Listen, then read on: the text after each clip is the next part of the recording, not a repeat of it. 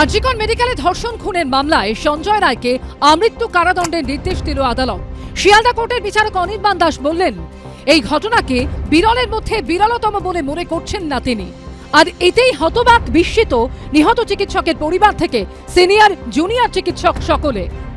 এই যে আজকে জাজ বললেন যে এটা রেয়ার অ্যান্ড রেয়ার কেস, আমি মনে করছি না, কিন্তু আমি মনে করছি এটা rare and rare case. CBI প্রমাণ করতে পারলো না যে এটা রেয়ার কেস।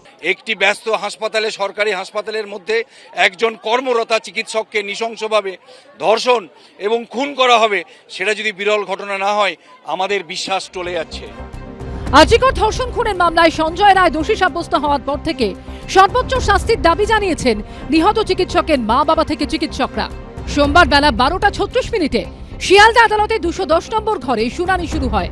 এই ঘটনাকে বিরলের মধ্যে বিরলতম অপরাধ বলে গণ্য করে সঞ্জয়ের সর্বোচ্চ শাস্তি চায় সিবিআই।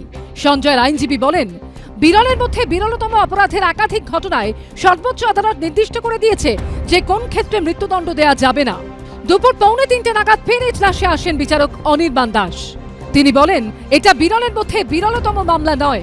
সঞ্জয় রায়কে আমৃত্যু কারাদণ্ডের নির্দেশ দেন তিনি।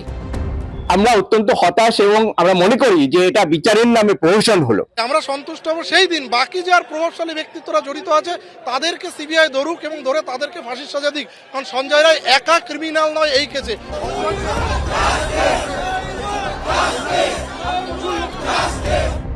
We want justice. গত 5 মাস ধরে বিচারের দাবিতে এই স্লোগান উঠেছে রাজ্য জুড়ে, কিন্তু সোমবার সঞ্জয় রায়ের সাজা ঘোষণার পরও শিয়ালদা কোর্টের বাইরে শোনা গেল সেই স্লোগান উই ওয়ান্ট জাস্টিস।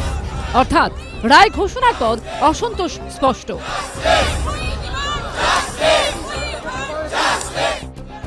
সুবিচারের দাবিতে ফের পথে নামার বার্তা। আজকে দাঁড়িয়ে যে রায় আমরা পেয়েছি সেই রায়কে আমরা ভীষণই দুর্ভাগ্যজনক মনে করছি। আজকে বলা হচ্ছে যে এই ঘটনা নাকি বিরলের মধ্যে বিরলতম নয়, এ কথা আমরা কি করে মেনে নিতে পারি? এই দিন বিচারক নির্দেশ দেন, কর্তব্যরত অবস্থায় চিকিৎসকের মৃত্যুতে 10 লক্ষ টাকা এবং ধর্ষণের ঘটনায় 7 লক্ষ টাকা আর্থিক সাহায্য পরিবারকে দিতে হবে। নিহত চিকিৎসকের মা বাবা হাতজোড় করে জানান তারা মেয়ের বিচার চান, টাকা চান না।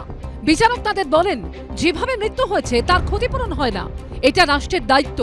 তিনি যা করছেন তা আইনের মধ্যেই রয়েছে। টাকা নিয়ে নির্যাতিতার পরিবার কি করবে সেটা তাদের ব্যক্তিগত ব্যাপার। প্রকাশ সিনহা, আবির দত্ত ও সন্দীপ সরকারের রিপোর্ট, এবিপি আনন্দ।